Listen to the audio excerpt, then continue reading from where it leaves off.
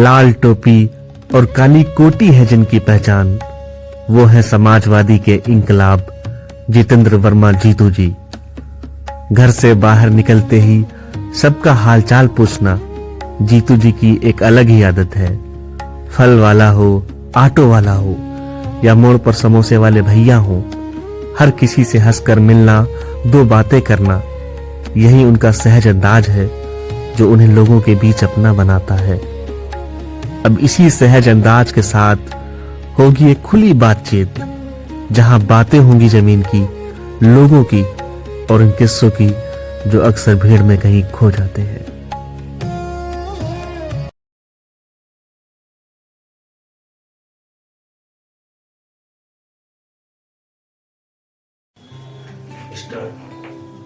जहां मिट्टी की खुशबू व इरादों को ताकत मिल जाए, वहां बात और गहरी व असरदार बन जाती है।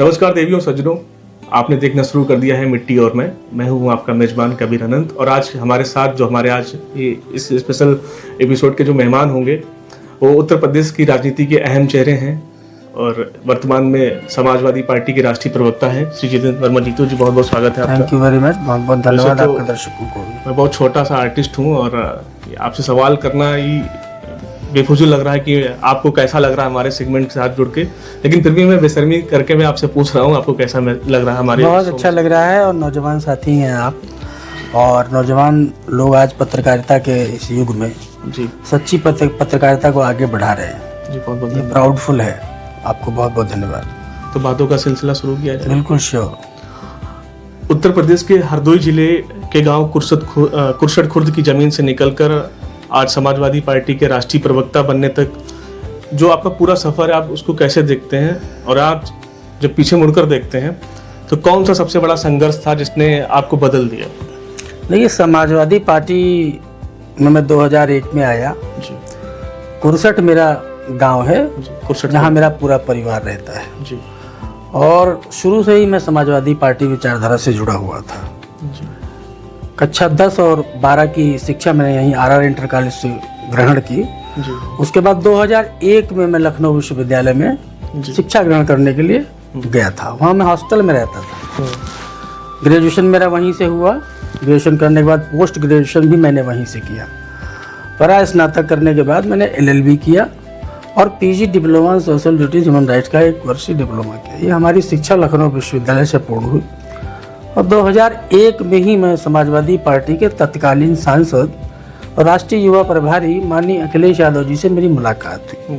मुझे उनका व्यक्तित्व तो बहुत अच्छा लगा और उनका व्यक्तित्व छात्रों की समस्याओं को देखना, उनको कलम सही करना, जो समस्याएं होती हैं उनका निदान करना, और छात्रों से जो जुड़ाव था माननीय अखिलेश यादव जी का, समाजवादी पार्टी के तत्कालीन राष्ट्रीय अध्यक्ष माननीय मुलायम सिंह यादव जी का, वो इतना अच्छा था। छात्र संघ के प्रेमी थे। छात्र संघ के प्रेमी होने की वजह से सबसे पहला हम लोगों का जुड़ाव अखिलेश जी और नेताजी से केवल इसी वजह से हुआ, और समाजवादी पार्टी की विचारधारा हम लोगों को बहुत पसंद आई, सबको लेके चलने वाली थी। हम लोग उसी समय समाजवादी पार्टी से 2001 में जुड़ गए। आप छात्र राजनीति से जुड़ गए थे? छात्र राजनीति में मैं जुड़ा लखनऊ विश्वविद्यालय में, और छात्र राजनीति में मैंने चुनाव भी लड़ा। लखनऊ विश्वविद्यालय से मैंने जूनियर लाइब्रेरियन का चुनाव लड़ा था जी और बहुत अच्छा वोट मुझे मिला था। 19 लड़के प्रत्याशी थे, उनमें सबसे अच्छा वोट मिला था और कुछ ही वोटों से मैं चुनाव हार गया था। और बहुत मेहनत मैंने की थी। लखनऊ विश्वविद्यालय से बड़े संस्थान में चुनाव लड़ना अपने आप में टॉप 4 पोस्ट होती है, उसमें मैंने चौथी सबसे बड़ी पोस्ट जूनियर लाइब्रेरियन के लिए चुनाव लड़ा था। तो लखनऊ विश्वविद्यालय में चुनाव लड़ना ही एक बहुत बड़ी बात है, और फिर उसमें फाइटिंग कैंडिडेट नंबर 2-3 पर आना भी बहुत बड़ी बात है। 26 वोट से केवल हम चुनाव हार गए थे। ये हमारे छात्र संघ की शुरुआत थी। हालांकि उसके बाद चुनाव बंद हो गया, और उसके बाद छात्र संघ चुनाव बंद होने के बाद मैंने जिले हरदोई में प्रवेश किया, और सबसे पहले मैं समाजवादी छात्र सभा का जिला अध्यक्ष बनाया गया 2007 में। 2007 से 10 तक में रहा। 2010 में फिर प्रमोशन हुआ, समाजवादी युवजन सभा का जिला अध्यक्ष मुझे बना दिया गया। फिर स्ट्रगल करता रहा, पार्टी में काम करता रहा, मेहनत करता रहा, तो माननीय अखिलेश यादव जी ने मुझे समाजवादी लोहिया वाहिनी का प्रदेश का महासचिव बना दिया। उसके बाद 2017 में हमारी सरकार रही थी, तो मुझे समाजवादी पार्टी में पार्टी का राष्ट्रीय प्रवक्ता सबसे पहली बार 2017 में बनाया गया। मेहनत हमारी लगातार पार्टी के प्रति जारी रही। हम लोग कोई ठेकेदार, कोई बहुत बड़े फैक्ट्री के मालिक, कोई बहुत बड़े उद्योगपति परिवार से नहीं हैं। हम लोग किसान परिवार से हैं। पिता हमारे अधिवक्ता थे, हमारे बाबा जी भी अधिवक्ता थे। पढ़ी लिखी शिक्षित फैमिली थी। माधवगंज का ब्लॉक का गांव है कुरसठ। पूरा परिवार हमारा वहाँ लंबे समय तक रहा। अभी भी हमारे पिताजी के बड़े भाई और हमारे बाबा के छोटे वाले भाई का पूरा परिवार रहता है। हमारा आना जाना हर वक्त गांव में रहता है। ननिहाल भी हमारा देवनपुर पड़ता है। तो लगातार हमारा स्ट्रगल जारी रहा पार्टी में। तो माननीय अखिलेश यादव जी ने देखा कि ये बंदा तो समाजवादी पार्टी के लिए पूरी तरह से इतना समर्पित है कि कोई काम धंधा भी, बिजनेस भी नहीं कर रहा है, केवल पार्टी का काम कर रहा है। तो उन्होंने इससे प्रभावित होकर तो समाजवादी पार्टी का मेन पार्टी का जिलाध्यक्ष बना दिया, जिसके लिए शायद हम जैसे छोटे और मध्यम वर्गीय परिवार के लिए सोचना भी बहुत बड़ी बात थी। फिर दोबारा से अभी 2025 में समाजवादी पार्टी के राष्ट्रीय प्रवक्ता बना दिया।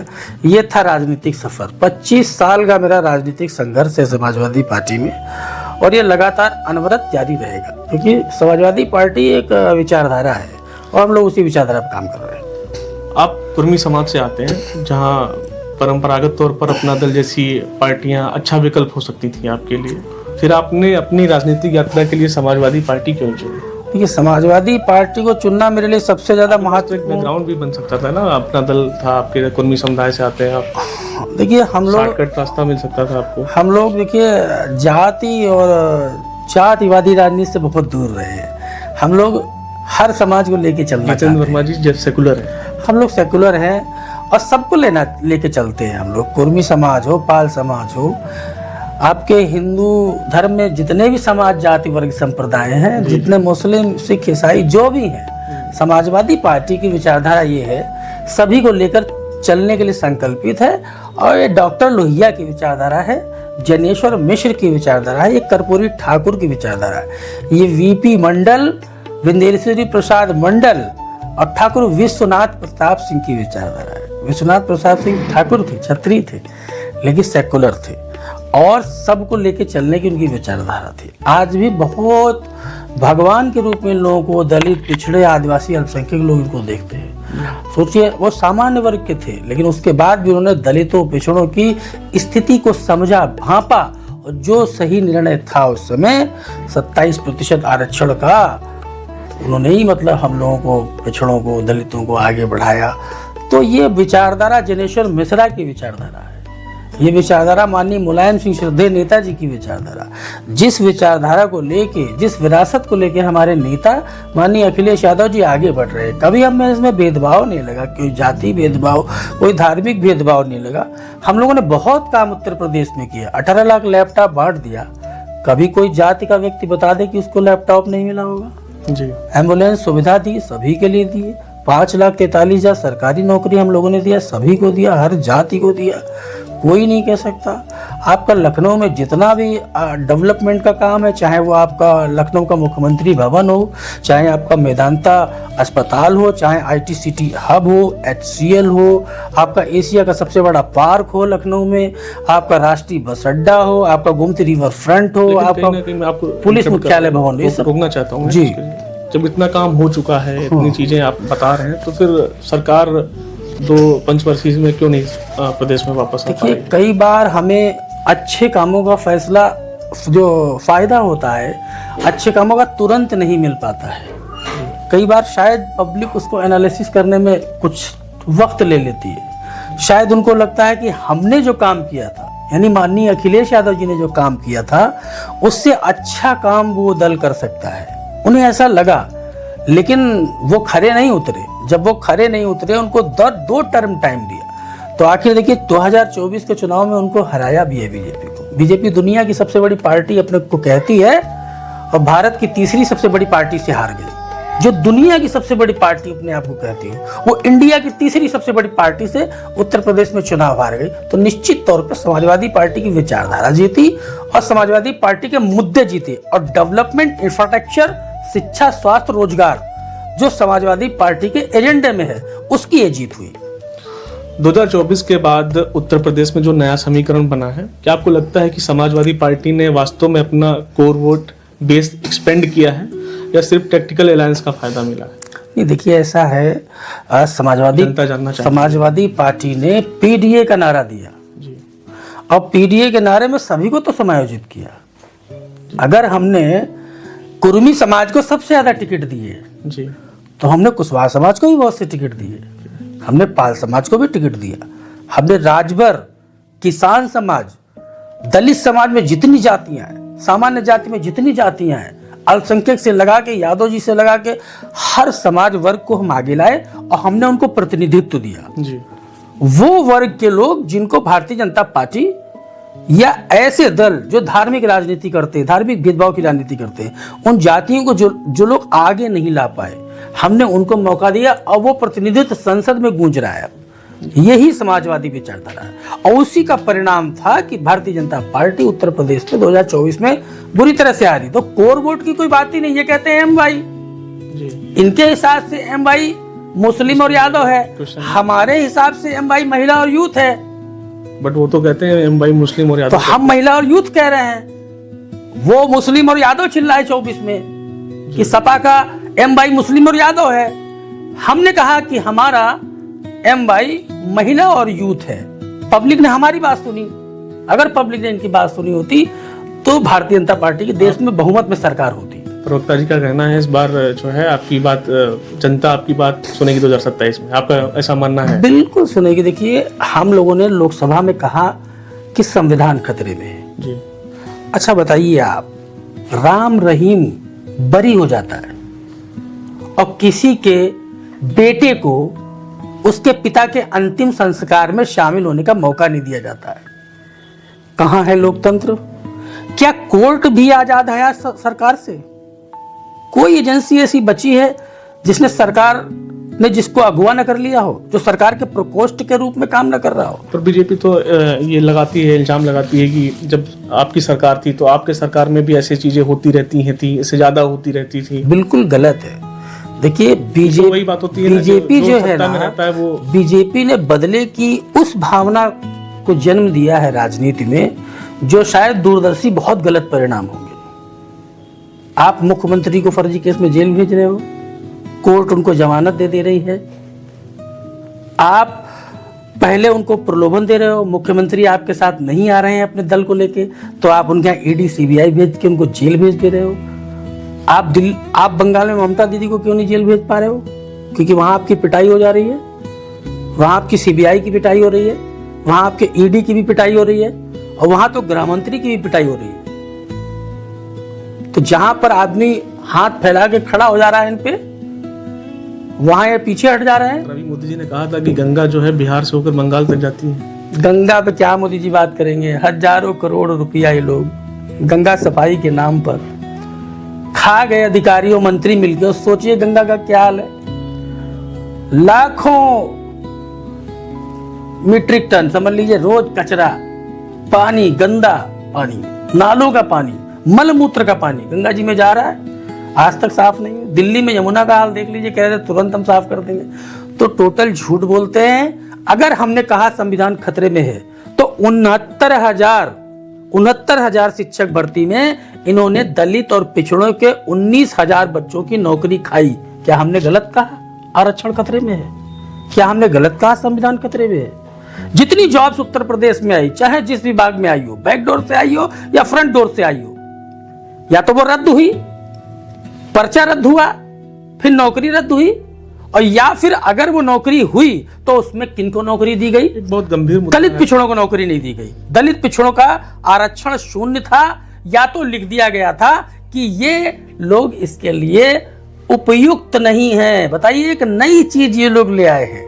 एक बहुत गंभीर मुद्दा है कि 2019-18 के बाद शायद उत्तर प्रदेश में शिक्षा विभाग में कोई वैकेंसी नहीं है परिषदीय विद्यालयों में। तो अगर आपकी सरकार आती है 27 में तो आपका क्या विजन होगा? मैं एज बहुत सारे बच्चे हैं हमारे शो के, जो राइटर्स हैं, इवन हमारे साथ लोग भी आए हुए हैं, तो बहुत सारे लोग बैठे हुए हैं और इंतजार में है कि कब वैकेंसी आई। अगर आप 27 में आते हैं तो आपका विजन क्या होगा? समाजवादी पार्टी का एजेंडा बिल्कुल सिर्फ खाली परिषदीय विद्यालयों में ही नहीं मैं कह रहा हूँ, ओवरऑल बहुत सारी ओवरऑल समाजवादी पार्टी का बिल्कुल संकल्प है इस बात का। यदि हम सरकार में आते हैं तो सबसे पहले तो शिक्षक भर्ती है, जितने भी शिक्षकों की कमी है, फिर वो चाहे 1.5 लाख की भर्ती हो चाहे 2.5 लाख की। शिक्षा मंत्री तो बोलते हैं इक्वेशन बराबर है। शिक्षा मंत्री तो हमें लगता बोलने का भी हक नहीं है उनको। जितना अन्याय उन्होंने छात्रों से किया है, और जिस जिस पेपर में लीक होने के बाद उनकी क्या स्थिति रही है मंत्री जी की, तो वो तो किसी से छिपा नहीं है। लेकिन समाजवादी पार्टी का एजेंडा है कि हम हर विभाग में नौकरी देंगे। जितने रिक्त पद हैं उत्तर प्रदेश का, वो कोई भी विभाग हो, जब टोटल सब नौकरी भर देंगे, टोटल रिक्त पद। समाजवादी पार्टी का इतना बड़ा विजन है, इतनी सारी चीजें वो अपने प्रोपेगेंडे में ला रहे हैं, अपना अपना प्लान, फ्यूचर प्लान बता रहे हैं, फिर रिजल्ट उनके फेवर में क्यों नहीं आ? आया 2024 में आया हमारे फेवर में, और इस तरह आया कि मोदी सरकार 2 सेकुलर बैसाखियों के सहारे सरकार में है। अगर नीतीश कुमार और चंद्रबाबू नायडू 2 सेकुलर नेता अपनी बैसाखी खींच रहे, तो मोदी जी अभी सीबीआई ईडी के जांच के दायरे में आ जाएंगे। अमित शाह तो जेल में होंगे। जो कर्म किए इन लोगों ने, मोदी और अमित शाह जी ने, और जिस तरीके से करप्शन हुआ इनकी सरकार में, पुलवामा वाला आपने देखा होगा, आज भी नहीं पता है आरडीएक्स कहाँ से आया। सतपाल मलिक जी चले गए एक अनसुलझी पहेली बोलकर, लेकिन आज तक कोई खुलासा नहीं हुआ। हमला होता है देश पे, एक सिपाही वहां पे मौजूद नहीं है। सोचिए आप, कितनी बड़ी बात है। पहलगाम में लोग मारे जा रहे हैं, और सरकार कहाँ है, उनकी सुरक्षा कहाँ है, सुरक्षा व्यवस्था, इंटेलिजेंस कहाँ है, उनकी सेना के जवान या जो भी ड्यूटी वहां पे पुलिस की रहती, वो लोग कहाँ थे? या तो लगाया नहीं। ये क्या षड्यंत्र है देश के खिलाफ? क्या चुनाव जीतने के लिए इस तरह के प्रोपेगेंडे बीजेपी करवाती है? क्या इस तरह के क्या नाम षड्यंत्र करवाती है देश के खिलाफ? हमें तो यही लगता है। अगर सरकार इस पर जवाब नहीं देगी तो हमको तो यही लगेगा। पहली मुलाकात में अक्सर एक छवि बनती है, और आपके मन में अखिलेश जी की जो पहली छवि बनी थी जब आप उनसे मिले पहली बार, क्या आज भी वही कायम है या समय के साथ बदल गई? नहीं, और ज्यादा प्रगाढ़ हो गई है। माननीय अखिलेश यादव जी का व्यक्तित्व और व्यवहार। पहली बार मिले थे तो क्या कैसा लगा था, क्या बात हुई? बहुत हम लोग जो है, मैं बहुत छोटा था उस समय, इंटर क्रॉस करके गया था। मैंने सुना था आप इस स्टेज पे थे, शायद आपके माननीय अध्यक्ष जी, और आप नीचे थे, तो आप बहुत तेज से चिल्ला रहे थे, तो उन्होंने बोला कि अरे जीतू जी बैठ जाइए, शायद वहीं से इंटरेक्शन हुआ था ऐसा? सबसे पहली मुलाकात हमारी माननीय अखिलेश यादव जी से 2001 में, मैं लखनऊ विश्वविद्यालय में बीए का छात्र था। अब कला की प्रदर्शनी लगती है, उसको देखने के लिए माननीय अखिलेश यादव जी तब सांसद थे, आए थे। वहाँ मेरी पहली मुलाकात हुई थी, और डॉक्टर राजपाल कश्यप हमारे विश्वविद्यालय में सीनियर थे, बड़े भाई की तरह हैं, हमारे लिए गार्जियन की तरह, हम लोग उनका बड़ा सम्मान करते हैं। वहाँ पर मेरी पहली मुलाकात हुई, और उसके बाद एक कार्यक्रम हुआ था छात्र संघ का। जी जी।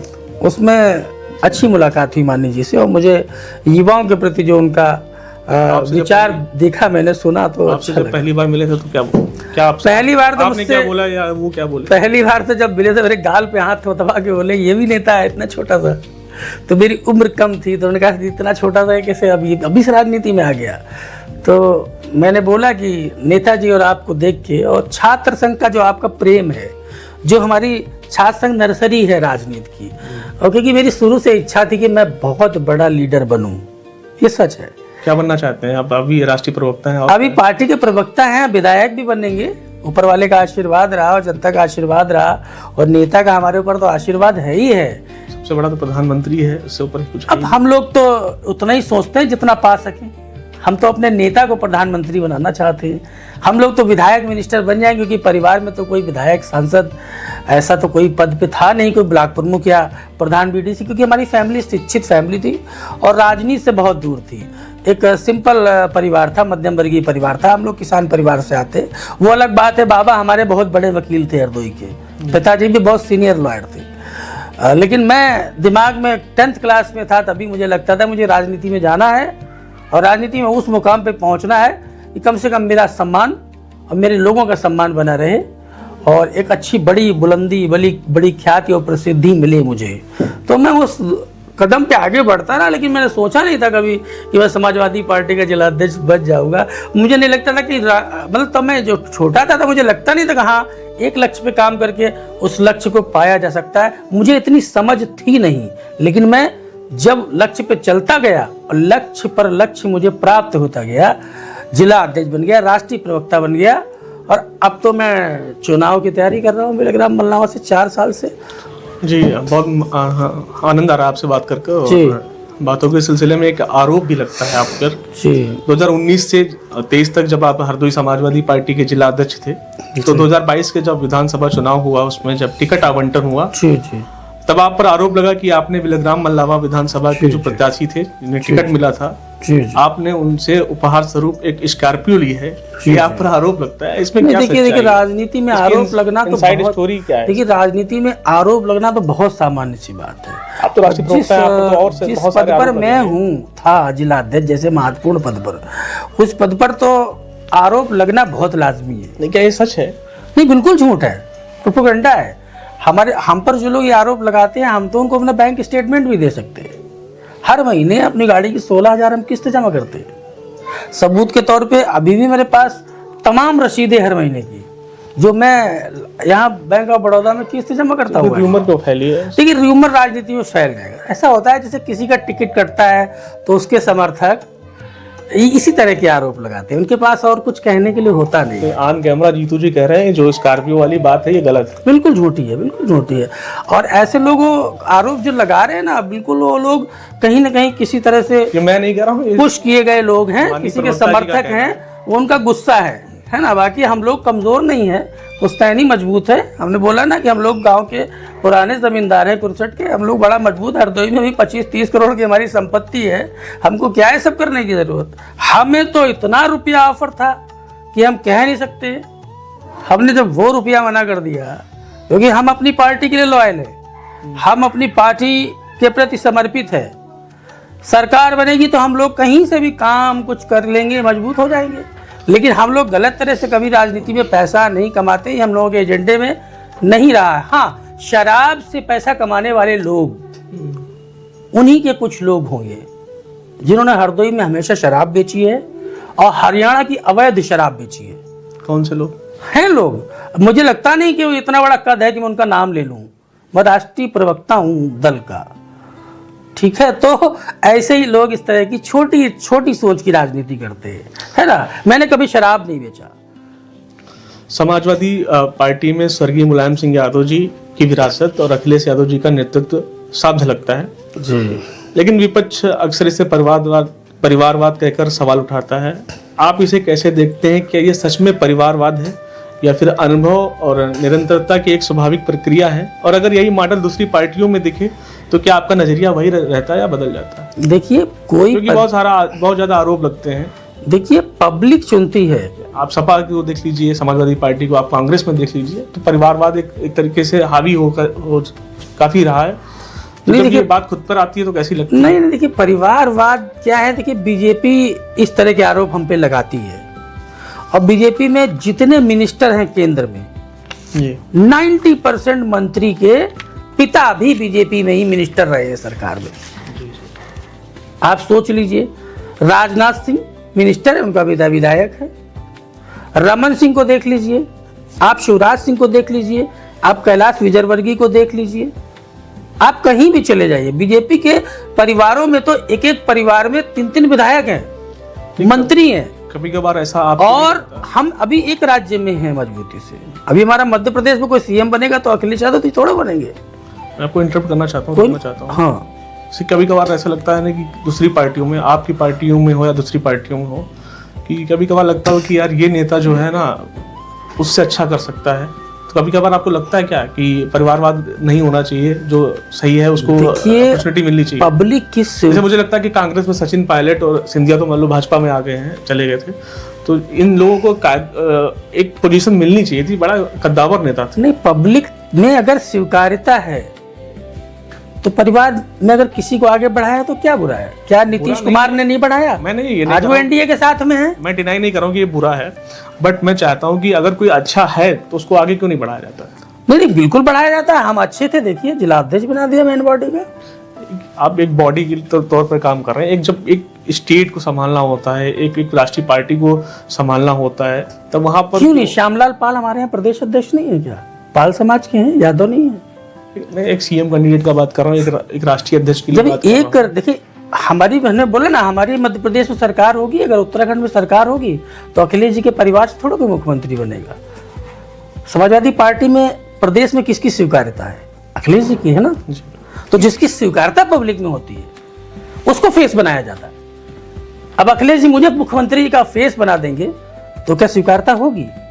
नहीं होगी, क्योंकि अखिलेश जी बड़े लीडर हैं, देश के बड़े नेता हैं। आज की डेट में अखिलेश जी सबसे बड़े देश के उन नेताओं में हैं जिनको आप 1 2 3 में गिनेंगे।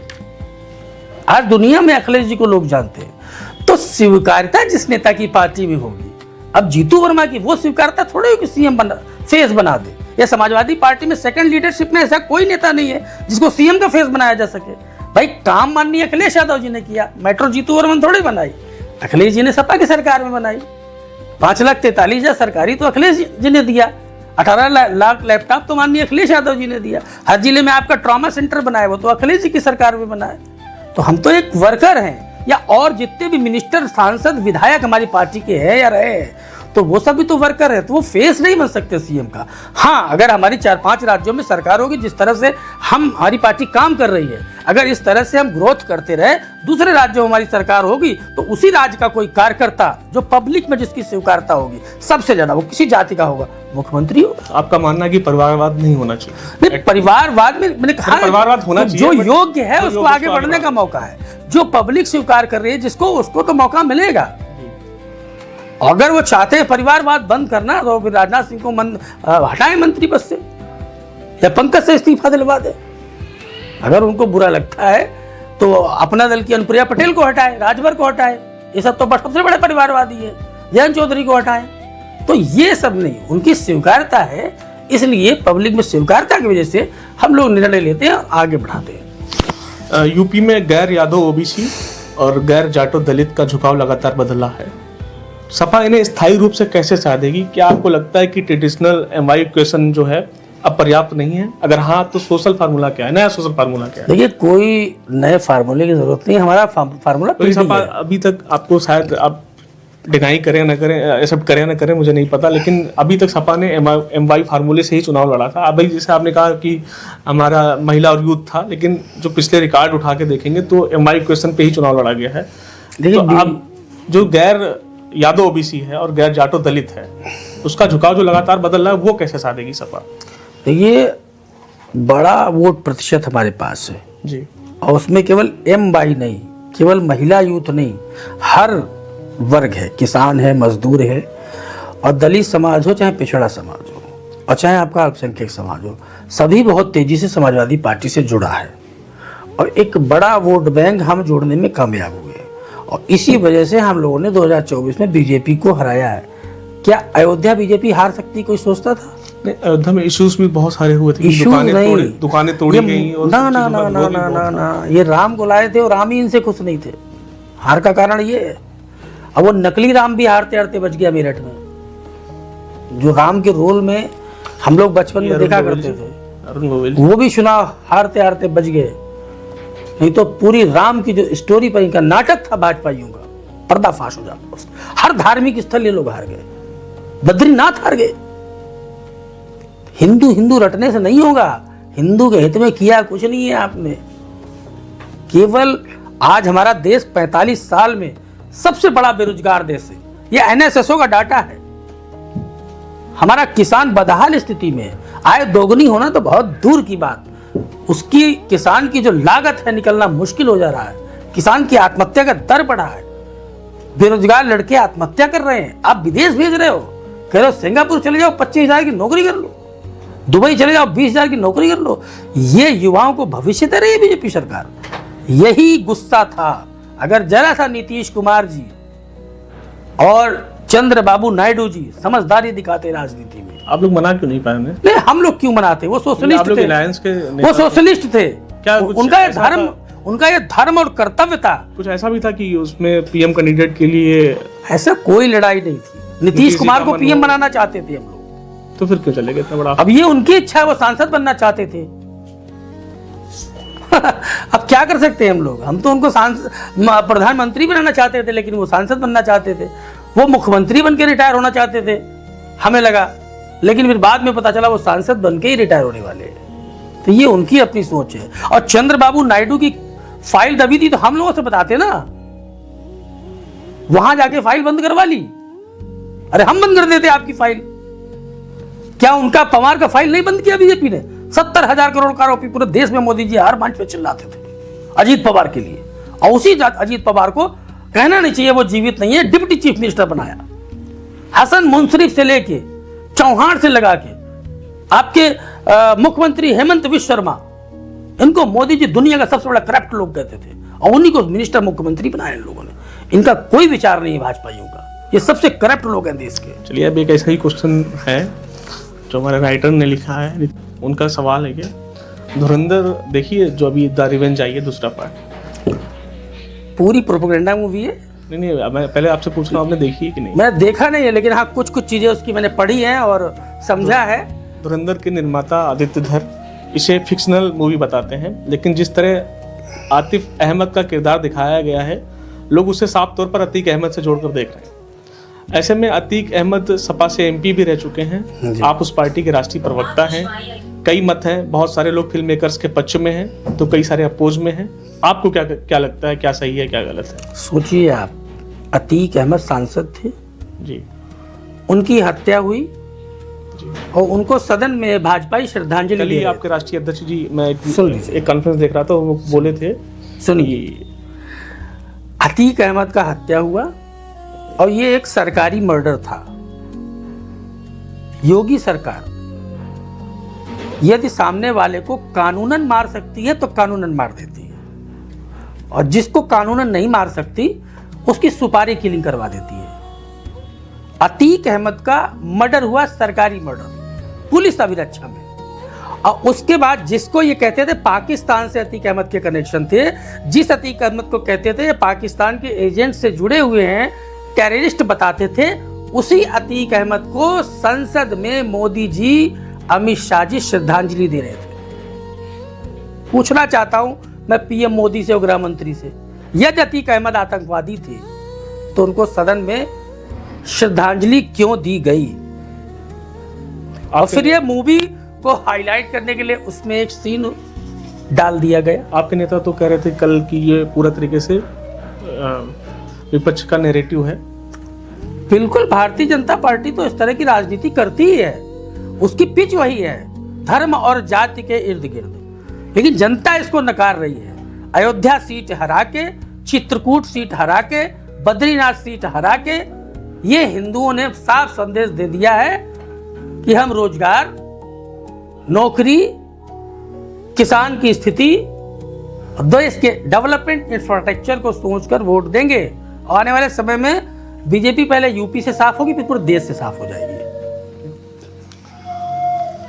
हरदोई के बिलग्राम मल्लावा विधानसभा क्षेत्र को लेकर हाल के दिनों में जो चर्चाएं सामने आई हैं, जहां एक तरफ आप खुद समाजवादी पार्टी से दावेदारी जता रहे हैं, वहीं इंडियन नेशनल कांग्रेस के जिला अध्यक्ष विक्रम पांडे जी द्वारा सुभाष पाल जी का नाम सामने आ रहा है। ऐसे में 27 में अगर दोनों पार्टियां गठबंधन के तहत चुनाव लड़ती हैं और किसी एक उम्मीदवार को मौका मिलेगा, अगर आपको मिलता है तो वेल एंड गुड, अगर नहीं मिलता है तो राष्ट्रीय प्रवक्ता होने के नाते आप समाजवादी पार्टी को ऐसे ही सेवा देते रहेंगे या फिर कोई दूसरा विकल्प होगा? नहीं, मैंने बताया कि 25 साल। आपने ये भी कहा था कि सुभाष पाल जी का टिकट नहीं होने देंगे। हाँ, तो बिल्कुल नहीं होने देंगे। ऐसा क्यों? जब मैं एक फाइटिंग कैंडिडेट हूँ, जब मैं खुद टिकट मांग रहा हूँ, अगर आपकी तो मैं किसी की टिकट में मदद क्यों करूंगा? अगर इंडिया अलायंस ने दिया तब आप क्या करेंगे? देखिए, हम आप पूरी बात हमारी सुनिए। देखिए, मैं समाजवादी पार्टी में 25 साल से काम कर रहा हूँ और बिलग्राम मल्लावा में कोई भी एक व्यक्ति ऐसा टिकट नहीं मांग रहा है जो समाजवादी पार्टी में पूरी कर्मठता, समर्पण से 25 साल से पार्टी के लिए काम कर रहा हो, पहली बात। और इधर 4 साल से मैं लगातार बिलग्राम मल्लावा विधानसभा में भ्रमण कर रहा हूँ, जनता के हर सुख दुख में शामिल हो रहा हूँ। लगातार पीडीए पंचायतें, SIR, फार्म 6 का काम, शादी बरातों से लेकर हर सुख दुख में मैं जा रहा हूँ, कड़ी मेहनत कर रहा हूँ। और अपने नेता से 3 साल पहले ही मैंने अपनी भावना व्यक्त कर दी थी कि माननीय राष्ट्रीय अध्यक्ष जी, 25 साल की मेरी सेवा है, मैं पार्टी में निस्वार्थ भाव से काम कर रहा हूँ। अब मैं विधानसभा से चुनाव लड़ूंगा। मेरा गांव वहीं है कुरसट, मेरा ननिहाल वहीं है देवनपुर। उन्होंने मुझे अच्छा आश्वासन दिया था और उसके बाद 3 बार मेरी मुलाकात हुई। हर बार कल ही आप मिले? हर बार उनका व्यू मेरे प्रति बहुत पॉजिटिव था, क्योंकि मैं अभी 4-5 साल आया नेता नहीं हूं पार्टी में, या मैं उन नेताओं में नहीं हूं टिकट कटा, रोए, झोली फैलाई और दूसरी पार्टी में भाग गए। ये मेरा चरित्र नहीं है। माननीय राष्ट्रीय अध्यक्ष जी से मैं निवेदन किया हूं, लगातार अंत तक अपने लिए भरसक प्रयास करूंगा। जितनी राजनीतिक ताकत शक्ति मेरे पास है मैं अपने टिकट के लिए झोंक दूंगा।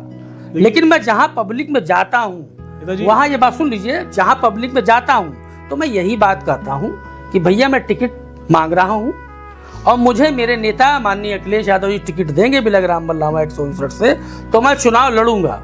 और यदि मुझे टिकट नहीं देंगे तो मेरे अतिरिक्त वो चाहे जिसको टिकट देंगे, फिर वहां चाहे गठबंधन में हो, फिर चाहे वो किसी दूसरे व्यक्ति को हो, तीसरे को हो, चौथे को हो, पांचवें को, वो जिसको भी दे देंगे, किसी कास्ट का हो, किसी धर्म का हो, किसी जाति का हो, मैं निस्वार्थ उसकी मदद करूंगा। लेकिन टिकट मांगूंगा अपने लिए, पूरी ताकत झोंकूंगा अपने लिए।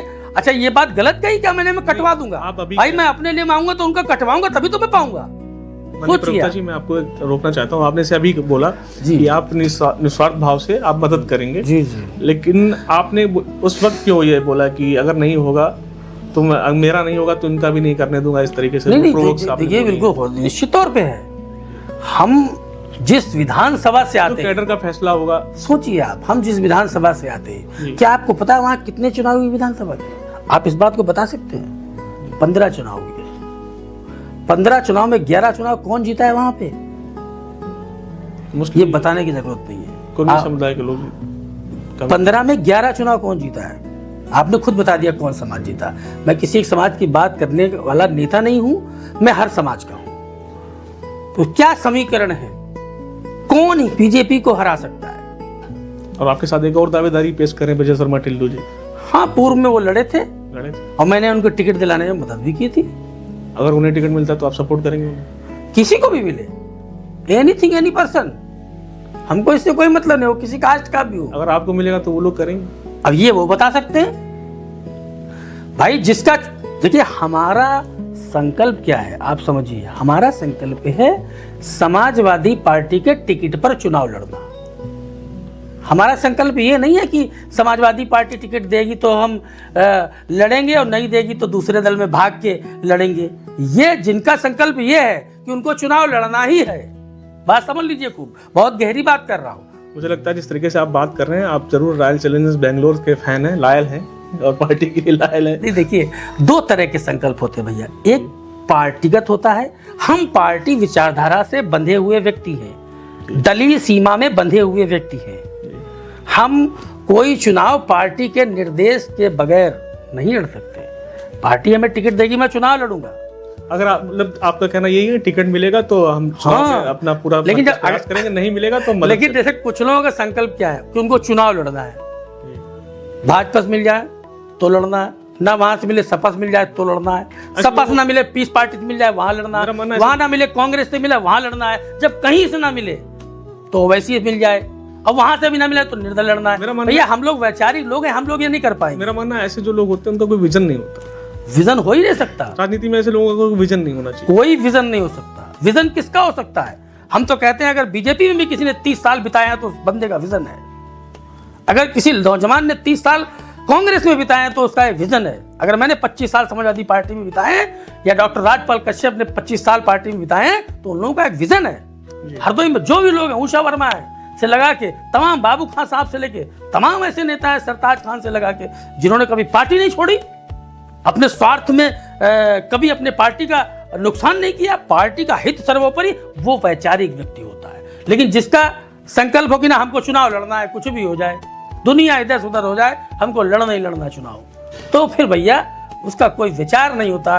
वो व्यक्ति सिर्फ अपने लिए सोचता है। सिर्फ इसका मतलब वो चाहता है सिर्फ मैं, भाई अगर मुझे टिकट नहीं मिल रहा है, मैं चुनाव नहीं लड़ रहा हूं तो मैं अपने लिए नहीं सोच रहा हूं ना, पार्टी का ही सोच रहा हूं कि पार्टी ने भैया हमको नहीं दिया, इनको दे दिया, चलो भैया इनकी जिंदाबाद करते, इनके लिए वोट मांगते हैं। तो हमारा तो संकल्प पार्टी का हित है ना, खुद का हित नहीं है। आप बिलग्राम मल्लावा विधानसभा क्षेत्र से आपका गांव है, वहीं से आपकी रूट्स हैं जी।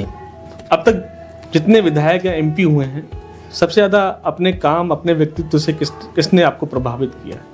हरदोई जिले में नहीं, आपके विधानसभा में? हमारे विधानसभा में देखिए आदरणीय रामाश्री वर्मा जी से ज्यादा हमें लगता है अच्छा नेता मैंने आज तक नहीं देखा जी। हरदोई जनपद की राजनीति में, और कहा जाए तो आसपास के भी बहुत से जिले और हम कह सकते हैं, अगर केवल कुर्मी समाज की बात करें तो हमारे गौरव थे रामासरे वर्मा जी।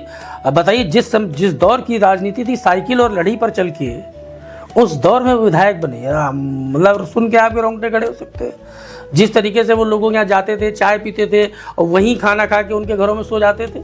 ये सोशल पॉलिटिक्स और ये पब्लिक से जुड़ाव मैंने तो आज तक नेता नहीं देखा। अगर मैं देख सकता हूँ आइडियल के रूप में तो रामासरे वर्मा जी को देख सकता हूँ। हरदोई, पूरे हरदोई क्षेत्र की बात कर लें, पूरे हरदोई में भी मुझे लगता है अगर पहला नाम कोई आएगा सबसे बड़े नेताओं में और सबसे ज़्यादा स्ट्रगल करके विधायक बनने वाले नेताओं में, तो मैं तो डॉक्टर रामासरे वर्मा जी को मानता हूँ। हाँ, बाबू विश्राम सिंह यादव जी भी एक नाम अगर लेंगे तो बहुत स्ट्रगलर पर्सन थे, अच्छे नेता थे।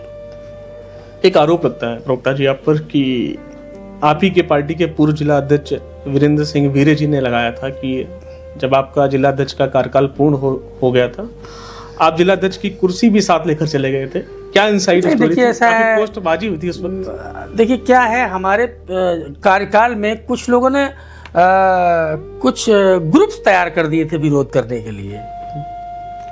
वो दो पूर्व अध्यक्षों का उसमें काम था पार्टी के ही। उन लोगों ने अपना ट्रेनिंग कैंप खोल रखे थे हमारे खिलाफ कि इनके फेसबुक पे कुछ भी उलट सुलट लिखो। आज भी एक दो लोग, अब विधानसभा में जैसे तैयारी कर रहा हो तो वहाँ पर लोगों ने ग्रुप्स बना के, हमारे भी समर्थक हैं, हम भी चाहें तो उनके नेताओं पर तमाम टिप्पणी करवाएं, लेकिन हमको ये शोभा नहीं देता। हम अपने लक्ष्य की ओर काम कर रहे हैं और खुद ही जवाब देना होता है, एक आध कमेंट में दे देता हूँ। कुर्सी वाला मामला क्या था? गलत था, झूठा था, बिल्कुल आरोप ही झूठा था। कोई एक चीज़ सामान्य पार्टी कार्यालय से लेके नहीं आया, कोई भी किसी भी तरह का। और हाँ, जब वो हटे तो फिर सभा कार्यालय पे कुछ था भी नहीं। चलिए प्रवक्ता जी, आपसे बात करके बहुत आनंद आया। और हमारे शो का जो फाइनल सेगमेंट है रैपिड फायर राउंड, उसमें आपसे मैं छोटे छोटे सवाल पूछूंगा और उम्मीद है आप स्किप ना करें। और नहीं, स्किप नहीं करते, हम लोग स्पोक पर्सन है पार्टी के। बिल्कुल, आपसे ऐसी उम्मीद भी थी हमें। तो पहला जो हमारा रैपिड फायर राउंड का सवाल है कि स्वर्गीय मुलायम सिंह यादव जी, मायावती जी, अखिलेश यादव और योगी आदित्यनाथ जी, इन सबकी अपनी अपनी कार्यशैली और पहचान नहीं है। आपके हिसाब से इनमें से किस मुख्यमंत्री ने उत्तर प्रदेश पर सबसे ज्यादा प्रभाव डाला है? नहीं, ये माननीय नेताजी और अखिलेश जी तो उनके पुत्र हैं। उनके तो डेवलपमेंट के जो आयाम हैं माननीय अखिलेश यादव जी की सरकार में, वो तो मैंने आपको बताए। नेताजी ने जो उत्तर प्रदेश के लिए किया वो भी बहुत बड़ी सोच थी नेताजी की। गरीबों, किसानों, मजदूरों के लिए नेताजी ने बहुत किया। चुंगी भी माफ़ की सबसे पहले, किसानों का कर्ज भी नेताजी ने ही माफ़ किया। तमाम आवास लोहिया और तमाम सड़कें उत्तर प्रदेश में और तमाम विकास काम, तमाम नौकरियां नेताजी की सरकार में। तो नेताजी तो बहुत बड़े हृदय के व्यक्ति थे, नेताजी मुलायम सिंह यादव जी। विराट कोहली जैसा एग्रेसिव लीडर या MS धोनी जैसा काम लीडर? अब विराट कोहली स्टार है, दुनिया का स्टार है। प्रवक्ता जी को विराट कोहली पसंद है? दुनिया का स्टार है, लेकिन धोनी एक कप्तान के तौर पे अच्छा रहा है, उसका कह सकता हूँ। नहीं, आपको चूज एक करना हो तो आप? हाँ, अगर दोनों में एक चूज करना होगा हर क्षेत्र में बेहतर, तो विराट कोहली को हम समझ सकते हैं। ये आपकी विधानसभा से रिलेटेड एक रैपिड फायर राउंड बनाया गया है कि छोटे लाल का फाफड़ा जिसे लट्ठा बोलते हैं या सट्टे की गुजिया, आपको कौन सा ज़्यादा पसंद है? लट्ठा पसंद है। लट्ठा पसंद है? हाँ, छोटे लाल जी का लट्ठा पसंद है। हाँ, अच्छा बनाता है वो बेसन का।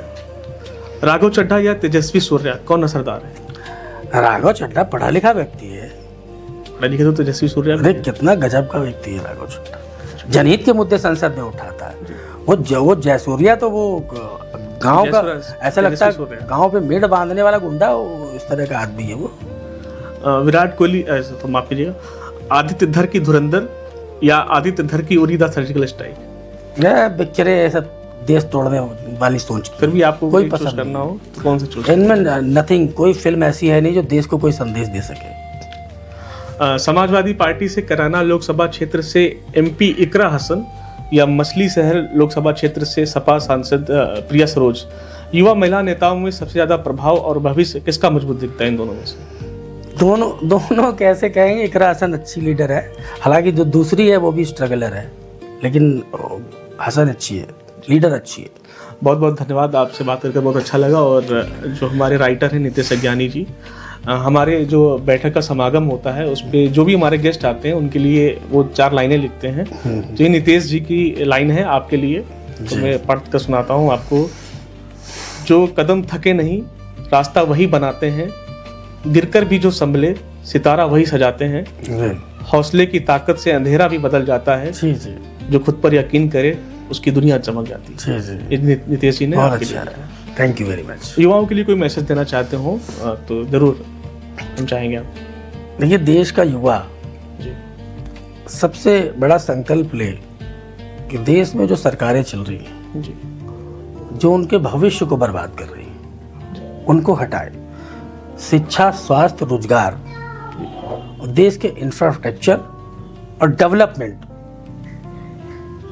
को देने वाली सरकारें लाए और अपने भविष्य को उज्जवल करने का फैसला ले। युवा देश का भटके ना, अपने को आगे बढ़ाने के लिए वो क्या कर सकते हैं, जिस क्षेत्र में भी जाना चाहते हैं उस क्षेत्र में जाए। राजनीति की डगर तो बहुत कठिन डगर है और हर क्षेत्र में मेहनत है। मैं तो कहूँगा हर क्षेत्र में जाने के लिए आपको कड़ी मेहनत करनी होगी। तो युवा कड़ी मेहनत करे, उद्देश्य बनाए, अपना लक्ष्य निर्धारित करे, उस लक्ष्य पर लगातार काम करे, हताश और निराश न हो जब तक उस लक्ष्य की प्राप्ति न कर ले।